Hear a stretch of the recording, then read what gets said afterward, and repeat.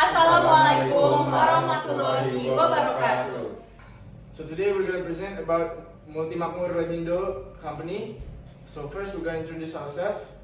My name is Muhammad Daffa Khairy Hakim. My name is Alviandra Saputra. My name is Putri Leoni. My name is Rayya. My name is Salsabila, Putri, Riski. And now we're gonna tell you about the background of the company.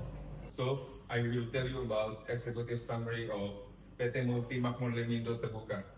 For key findings, significant improvements in equity and cash flow following the IPO, driven by increased capital from the IPO and production expansion.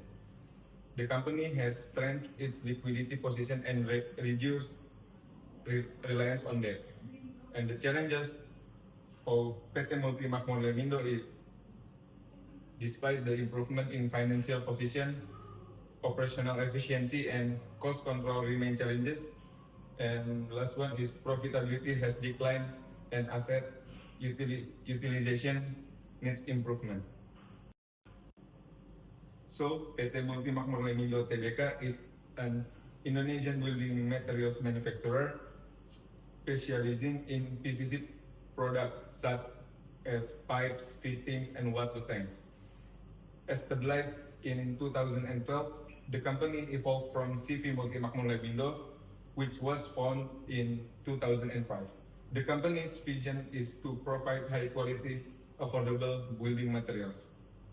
And in March 2023, PT Multimakmur Lemindo successfully conducted its IPO using 925 million shares, which raised capital to support its expansion.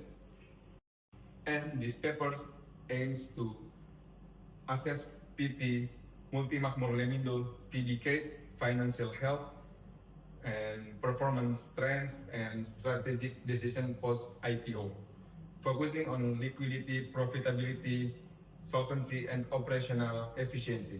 And the second one is identify the impact of change in capital structure and market expansion strategies on the company's financial stability. We use a descriptive and analytical approach, utilizing quantitative data from the unaudited interim financial statement for June 30 and 2023.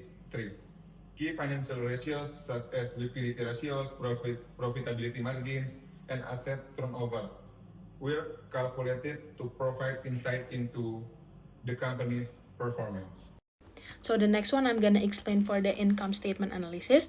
So from what we got the information from the IDX, as we know, they have net sales and also profit for the PT Makmur Lemindo, and there are two performance. The first one is 2022 performance, and then the next one is the 2023 performance. For the net sales of 2022 performance is 22.36 billion Indonesian rupiah, and then for the net profit is 922.80 million Indonesian rupiah. And then for the 2023 performance, the net sales is 16.01 billion Indonesian rupiah. It's 28% decline, and then for the net profit, it's 582.64 billion Indonesian rupiah. It's 36% decline, and the company experienced a decline in both sales and profit, indicating lower demand or higher market competition. However, it still maintained positive profitability through cost control despite declining revenue. Okay, so this slide presents the liquidity ratio, which are used to assess the company's ability to meet its short-term obligations. Okay, so the first one for the liquidity ratio is current ratio. How do we get this number? So the formula is current assets divided by current liabilities. And we got the number is current ratio is $1.57. This means that for every $1 of current liabilities, the company has $1.57 in current assets, while this indicates that the company is able to cover its short-term obligation. So the ratio is below 2 and suggesting this is a limited financial flexibility. The next one is AC test ratio or quick ratio. We got the numbers is 1.33, and the formula is current assets minus inventories divided by current liabilities, so equals to 1.33. And this ratio is excludes inventory, so it focuses only on the most liquid assets. A value above 1 indicates that the company can meet its short-term liabilities without relying on inventory, this is a positive sign of liquidity. Okay, so for the next one is average collection period. The formula is account receivable divided by daily credit sales. So we got the numbers is about 70 days. Since it's 70 days, this is significantly longer than the standard range because the standard it's like 30 to 45 days. This means that the company's account receivable collection is inefficient. As a result, the cash is tight for a longer period, which may strain cash flow. Next one is account receivable turnover. The formula is credit sales divided by account receivables. And we got the numbers 5.70 times. This means the moderate efficiency in collecting receivable, this is improving the ratio, would help accelerate cash inflows and strengthen the liquidity. Okay, finally we move to the inventory turnover. The formula is COGS divided by inventory, and we got the number is 6.4 times. So this level is acceptable enough because this is showing that the inventory is managed relatively and also efficiently. However, a higher turnover would indicate a better inventory management and also an operational efficiency. Overall, the company's liquidity condition is quite good but still needs improvement. The company is still able to meet its short-term obligation, but however, the collection of receivable is still slow, and the cash management is also not fully efficient. So to improve the liquidity, I suggest the company should speed up the receivable collection process and maybe manage current assets more effectively so that the cash flow can run more smoothly and the company becomes more financially flexible in the future. Okay, next we're gonna talk about capital structure and asset management. So the first one, that we gonna calculate the ratio. The formula to calculate the ratio is total debt divided by total asset. Okay, total debt by data is 26.945.596,519 divided by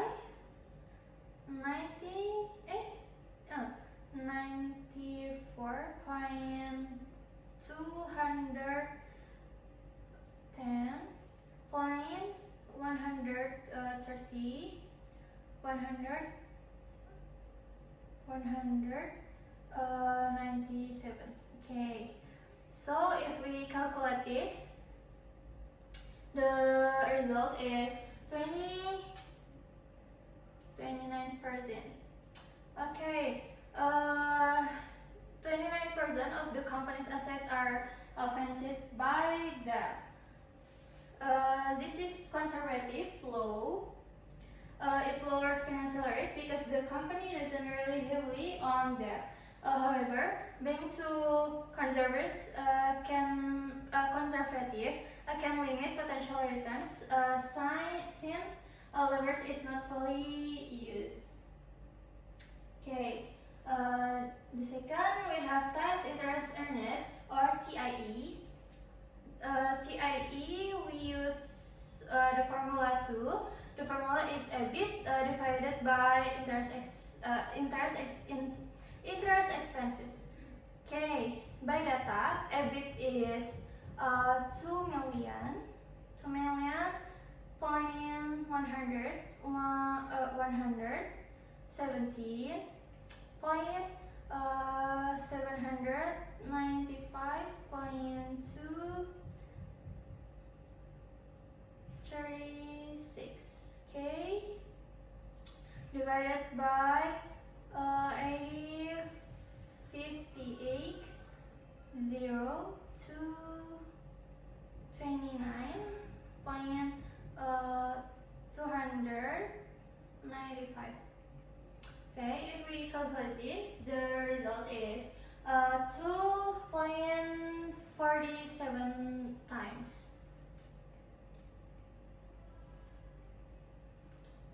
Oh, sorry.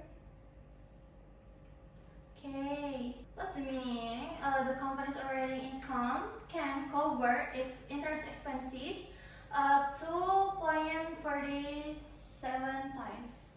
This is adequate but below preferred, like 3 until 4 times a threshold, increasing vulnerability.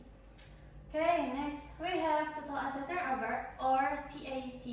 Formula is sales divided by total asset.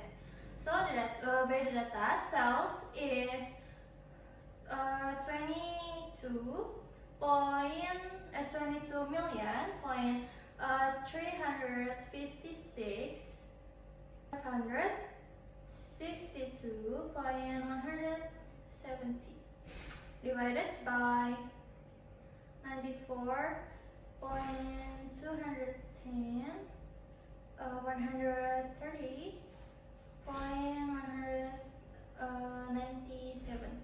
Okay, if we calculate this, the result is 0.24 times. What's the meaning? Every $1 of asset, there's only 0.24 dollar in sales. This is low, reflecting under utilization of asset or poor operation efficiency. The company may have too many assets relative to the sales if productive. Okay, the last, we have fixed asset turnover, or FAT. Have formula sales divided by net fixed asset. Okay, the data same with the before. 22 million 35,656. Okay, divided by fixed asset, net fixed asset by the data. In ADX, we have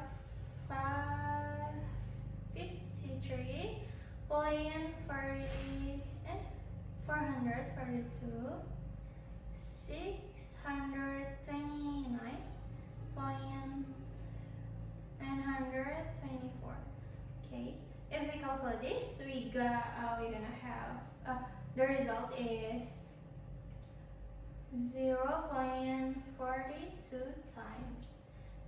Okay, the meaning is every $1 invested in fixed asset. Okay, fixed asset produces 0.42 dollars in sales. So this is weak, possibly indicating over investment in fixed asset or insufficient sales growth.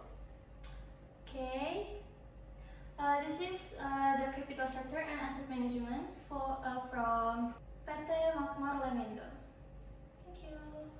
So for the next slide, I'm going to explain for the profitability ratio, and this slide analyzes the company's profitability ratio to evaluate whether its financial health is weak or strong from a profitability perspective. And then for the first one, we got here is operating return on investment, or operating ROI. So the operating ROI in here is 1%, and the formula we have to use for examine this is operating income divided by total assets, and we get here it's for the operating income is 1.217, 0.748, 0.395 divided by 94.210, 0.113, 0.197, and then it's gonna be 1%. And then an operating ROI of 1% indicates that the company generates only a very small return from its total assets. This means that the assets owned by the company are not being used efficiently to produce the operating income. And then for a financial health perspective, this ratio suggests that although the company has significant assets, their contribution to profitability is still limited. Therefore, the company assets productivity is weak, and improvement is needed to strengthen the operational performance. And then the next one we have here is the operating profit margin. So the operating profit margin it's 5%. And then for examine that, we have to use the formula, and the formula it's EBIT divided by sales.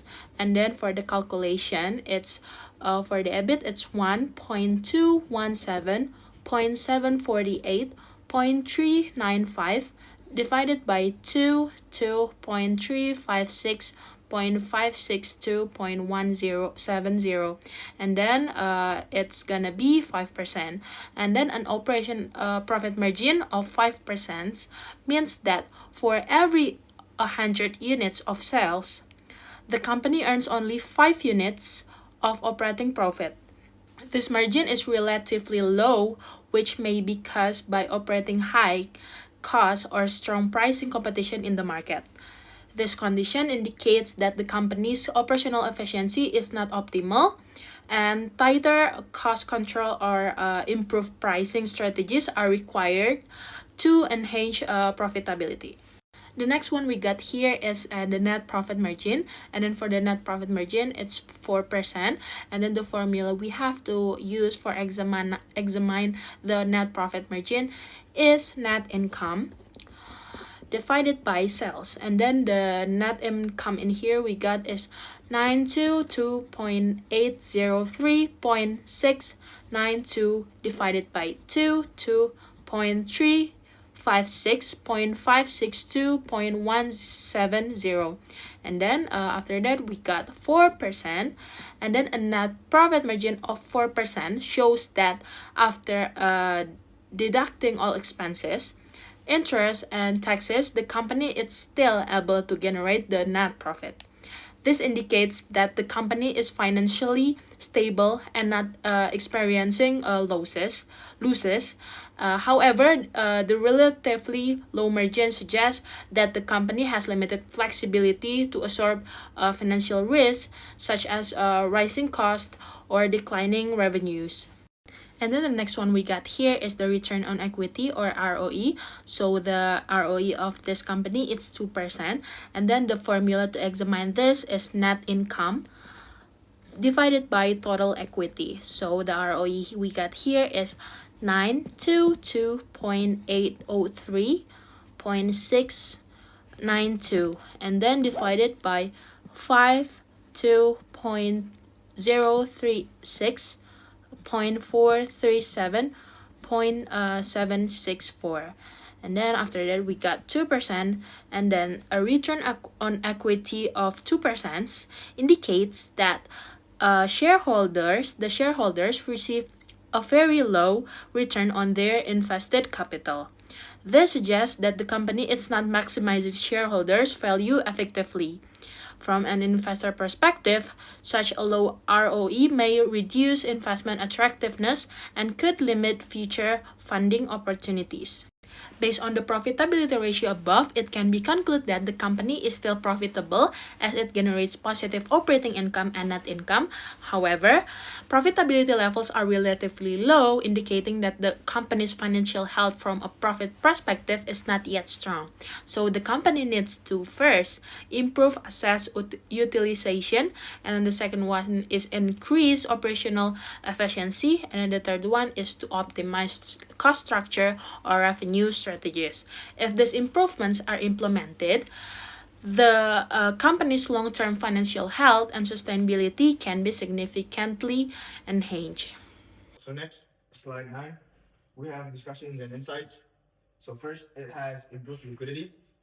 Liquidity ratios improved significantly post-IPO, indicating the company's ability to meet short-term obligations.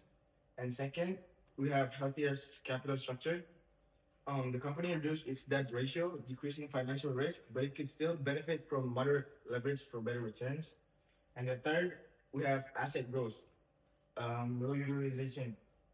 While total assets nearly doubled, asset turnover ratios suggest inefficient use of assets. This indicates room for improvement in asset management. And the last one is declining profitability.